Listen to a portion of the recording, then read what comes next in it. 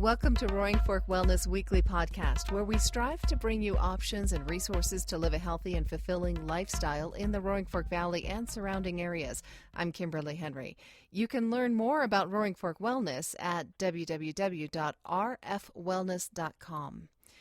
This episode of Roaring Fork Wellness Weekly is brought to you by Glenwood Moms for Moms, a social network for local moms providing connection, information, support, and inspiration. Join for free today and spread the word to all your mom friends from pregnancy to grandmotherhood. It's at www.glenwoodmomsformoms.com. And I also want to mention that the 4th Annual Health and Wellness Expo at rfwellness.com is coming up. You can find the info there at the website. It's Saturday, April 25th at the Ramada Inn in Glenwood Springs. There'll be exhibitors, products and services, seminars and workshops. As a matter of fact, our guest today, Carmen Iacino, will be there as well. So if you like what you're hearing today, I encourage you to come and visit with him in person at the Health and Wellness Expo. So, Carmen, it's great to have you on the program today. Thank you. It's an honor to have consider it a privilege to have the opportunity to chat and tell folks about myself and what I do. Awesome. Yeah, this is a great place to get to know you. So I just want to throw out a couple of notes that people can, if they're online, they can jump on and check you out while we're talking. And that's your website, which is embraceascension.com. Right. And Carmen, what you do, your title, we determined as Growth and Development Facilitator. It's been my honor to get to know you and work with you over the last few years, and I'm really excited to let other folks in on my little I like to think of it as my little secret. Cool. Yeah. So you do a lot of different things, but really kind of all the same, right? Is that fair? Yeah. It looks a lot of different ways. You know, my background, I have a really varied background.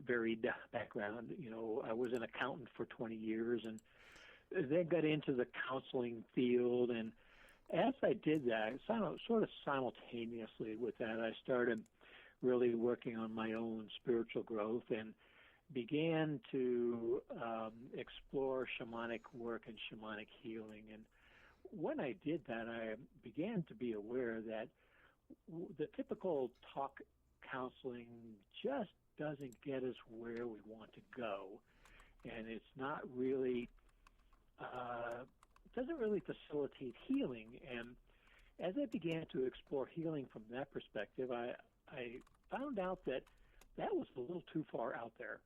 Mm-hmm. And shamanic healing was just not something that people were wanting to jump into. And so I got into energy work through Healing Touch and later energetic healing, now called Thylum, Transform Your Life Through Energy Medicine. And when I did that, what I discovered was that the issues that folks bring to, any of us bring to our own growth, really have an energy component that we've been ignoring.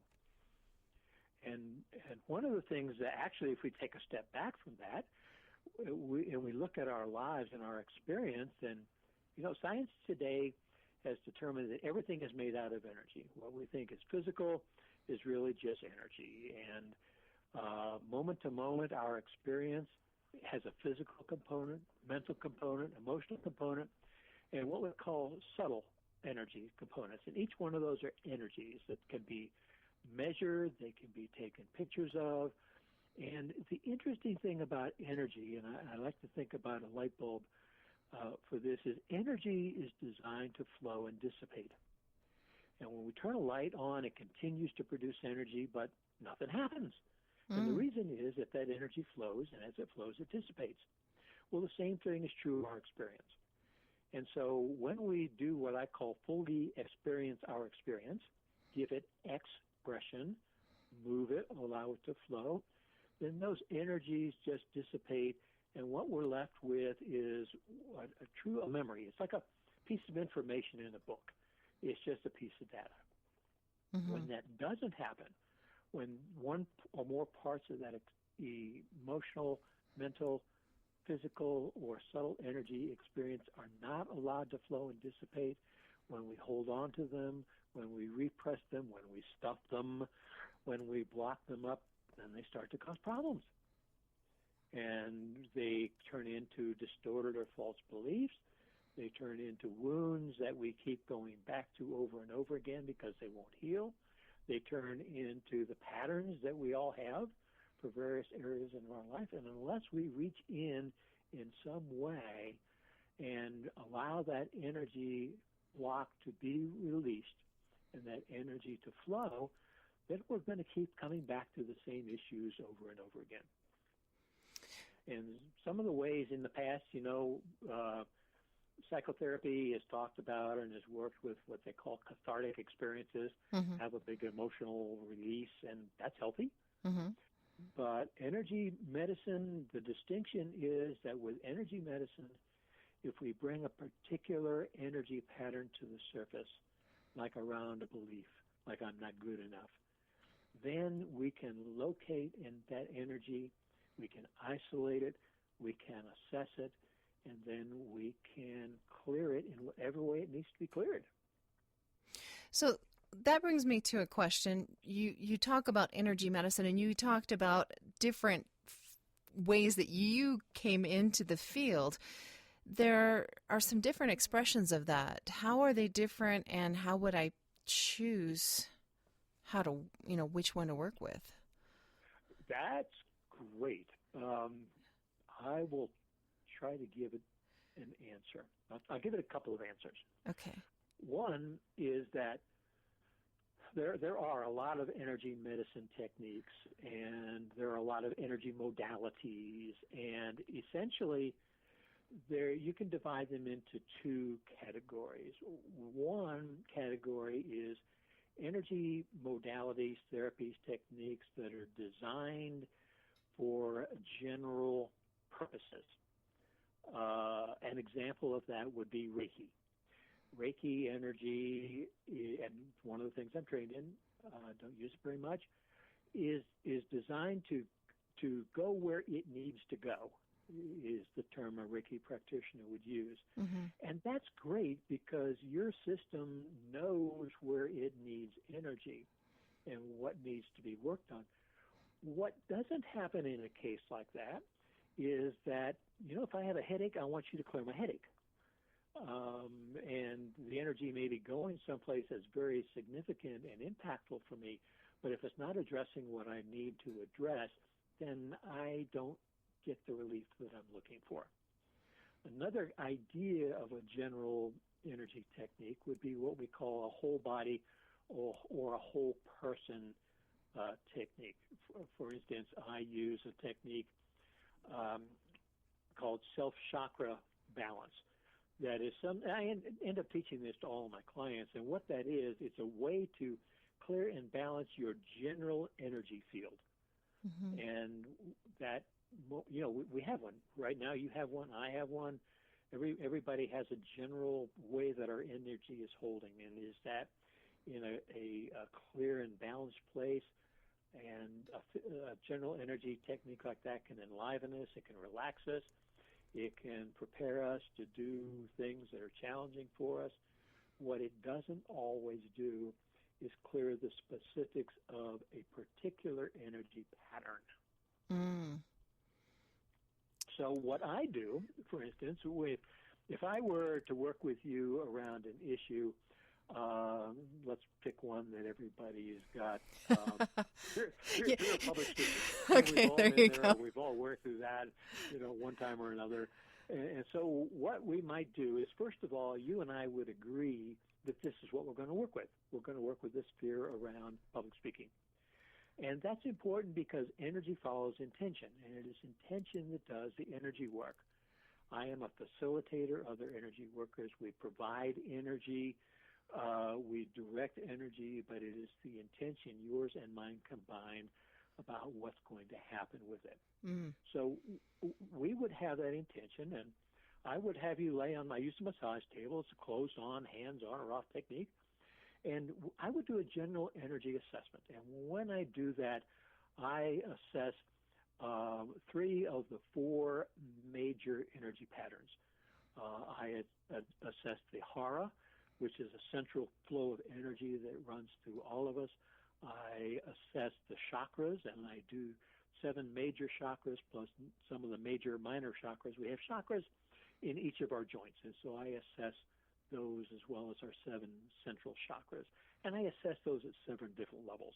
So I'm getting a really clear energy picture. And then I also assess the core star and the field, the 7 levels of our field, what we typically talk of as aura. Mm-hmm. And I get a picture of that, and then I clear it so that I know that what we're starting with is a clear field. From that, I might say to you, Kim, I want you to think for just briefly and then let it go right away. I want you to think about public speaking. And just saying that to you will bring up your pattern around public speaking to the forefront.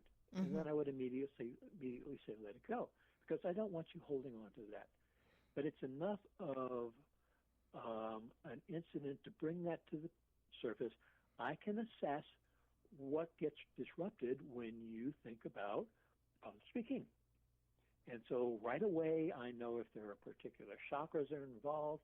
I know if the hara is significantly involved. I know if there are certain levels of your field that are involved. And based on that assessment, then I get a really clear picture of what needs to happen in order to clear that. So, for instance, if you had a trauma, mm-hmm.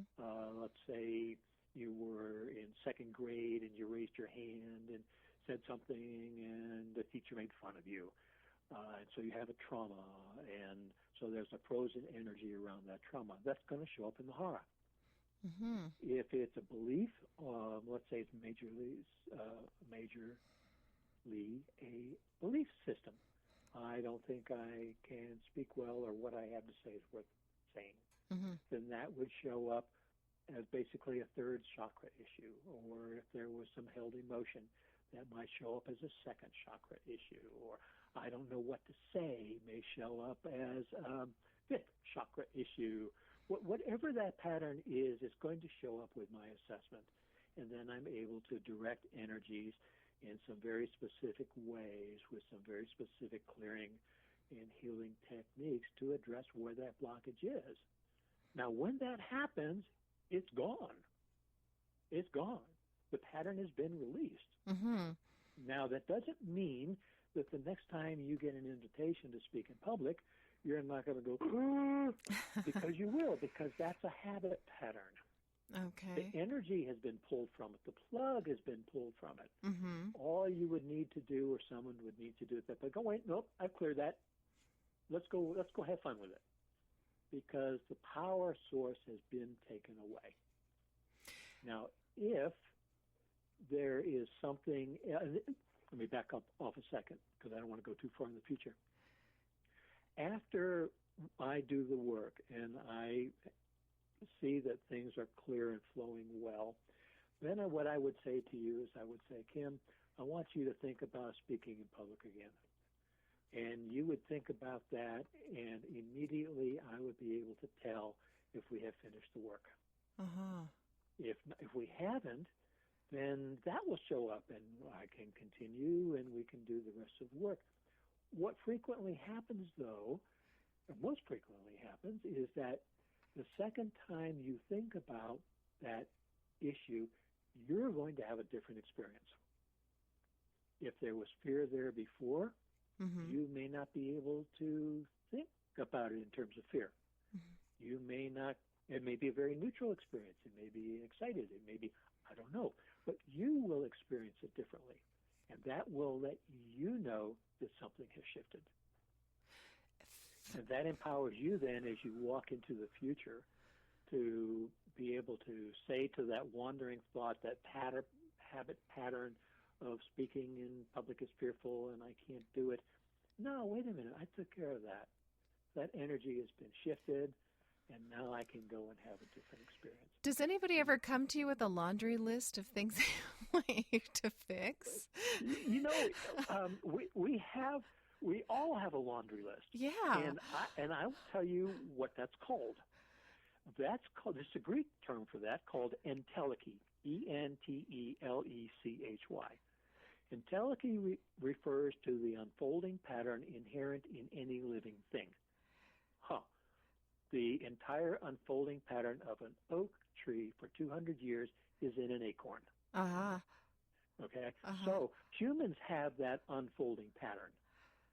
And we can trust that. That's what allows us to go, well, what do I do next? And so somebody comes into me and I say, well, what do you want to work on? I go, I don't know. I go, well, what's up for you? Because whatever is showing up in your life, wherever there's problems, wherever it's causing you concern, that's our own higher self way of letting us know what's next for me to work on. And I've been doing this for more than 30 years, and it's still coming. So, yeah, there's a laundry list. And for some people, you know, who are beginning their path, they have a number of issues that they want to work with. They know what their issues are. And so we'll just take what has happened recently, what's causing you problems, and that's where we start. And as we clear that, and then people go out and experience their life in a new way, in another way, then something else will begin to bother them. I've been thinking about this, or I had this person come to my mind, or what's always fun and typical is, you know, I got a call from my mother or my dad. Ooh, I just noticed that, or my family. So, oh, okay, well, that's just what's coming up next. And so we can trust ourselves, our higher self, to consistently be bringing that forth. And when we get from a place of having things not constantly bothering us, that's called health. When we continue down the path of optimal functioning, that's called wellness. Wellness is, I define as optimal functioning. And that optimal functioning then leads into future growth. My degree, my master's degree, is in transpersonal psychology. And that field of psychology is the one that sees an individual in an unlimited developmental way. So there are models, spiritual models, that take us for like forever. And so there's always going to be that next step when we're ready to take it. And the cool thing about energy medicine and working with the level that I do with people's energy systems is it easily flows into facilitating growth. And I do that work myself. I work with a friend of mine, Brenda Simmons, in Denver, and we get together once a month, and we do this growth work. It's like, what's next? What's the next level, and how do we get there? So I'm staying ahead of you. People, come on in, because I'm staying ahead of you. Excellent. Well, I have a couple questions for you, but my first question is, for someone who hasn't experienced this before, you talked about you're on a table and the things that you're doing on your end, but what does it feel like from the table? Do I feel tingling? Do I feel hot? Do I feel cold? What's the experience? I have no idea. Okay. Because that's going to be individual for you. Okay. Okay. And for somebody who maybe they just want to come in and have an experience of energy work. You know, I can tell folks this. Come to the Wellness Expo. There are going to be 2 or 3 people at least at the expo who will be happy to give you an experience of energy. Okay. So you can have a beginning experience, including me. Yeah, that's a great. And so it's going to be very individual. It's going to depend on the kind of work done. When I do a general clearing technique like the self-chakra connection, people would say, I feel more relaxed. You know, I feel centered. I feel, well, we might use the term grounded. Other people, they would just go, you know, I feel clearer. I feel lighter. I feel more relaxed. And the more you work with energy, the more sensitive to it you become. So while somebody on a first experience may not have a lot of experience, they may just look at what's different at the end as they continue to work with it. That's one of the reasons I give people self-care stuff, is that they become more sensitive, and then they can do more work themselves, and they can help focus in on what needs to happen. So the experience is going to be very individual. At a minimum, people are going to get off a general session feeling relaxed. And you're not going to poke us with needles or douse us with water or anything like that. No, not first. No, good I don't. stuff. No, acupuncture. Not at first. I mentioned I work with 3 of the 4 major energy systems. Meridians are the 4th, and that's what acupuncturists use. Acupressure uses, or acutouch. It works with meridian systems. I can do it with touch and with energy work. I just don't find it as useful for the kind of things I do.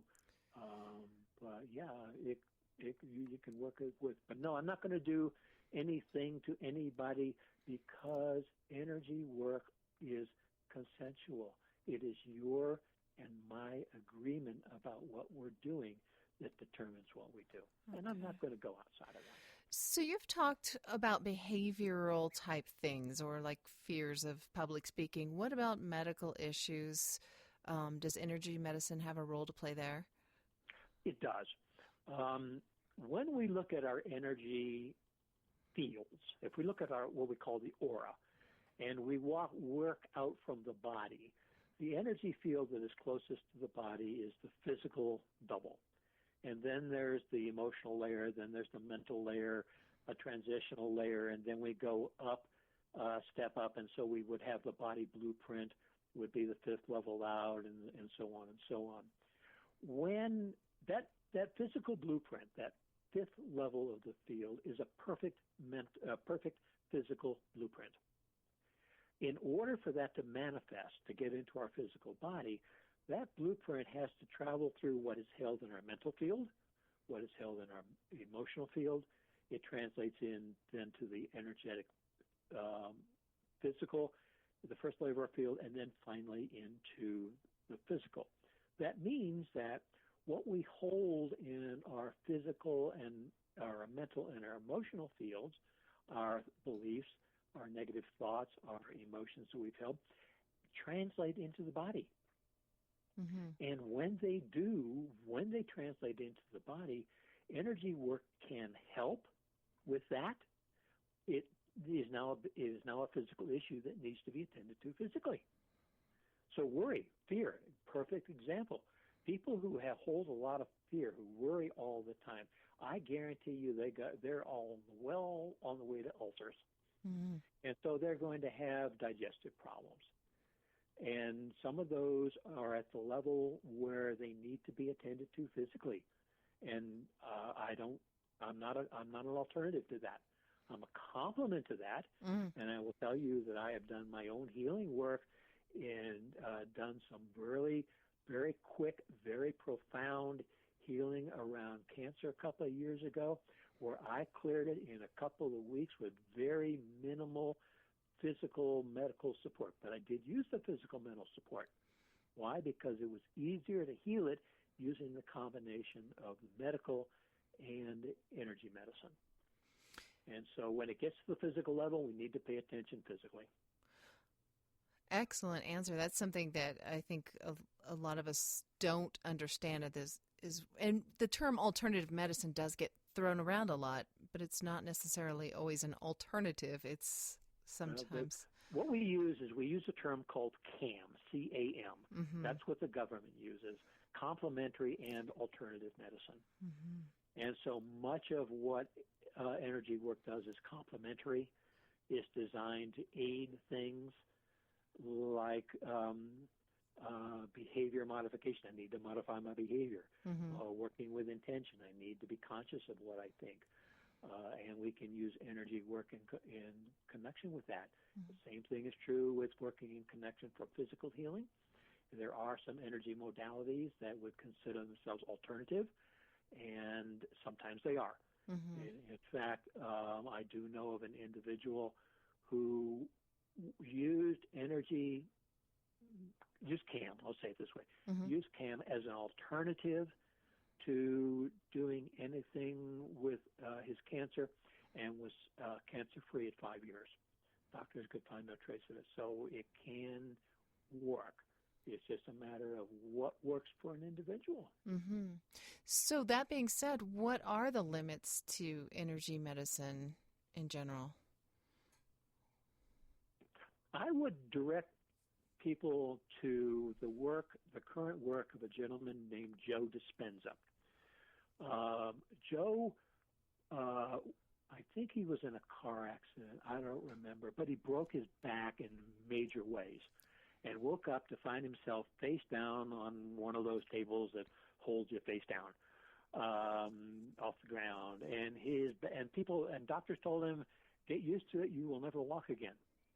He decided, no, I'm not doing that. And he proceeded to using consciousness and energy medicine and his own personhood and self to get himself into a place where he could redesign his body. So he moved to that place where he was able to say, in connection with the universe, outside of the belief patterns of what we hold of what is, and he said, no, this is what my body is. And he is an active, energetic man today who teaches people that process of you can work outside in a consciousness way of what you traditionally hold as belief and possible. And when you enter that synchronicity with the universe, you can create your physical being in any way you want. And he has people in his workshops who do that. So the limitations are our own as individuals. Is that what I'm hearing? Yep. Okay. It is what do we want to do? What investment are we willing to make? And most significantly, what belief systems, what that I have been taught, am I willing to go beyond and let go of? Excellent. So, Carmen, last question for you, and that's what's next? What's next? Well, two things. One is I want to invite people. I'm going to be doing a workshop in May that is titled, I Can Tolerate Processed Food, I Won't Tolerate a Processed Life.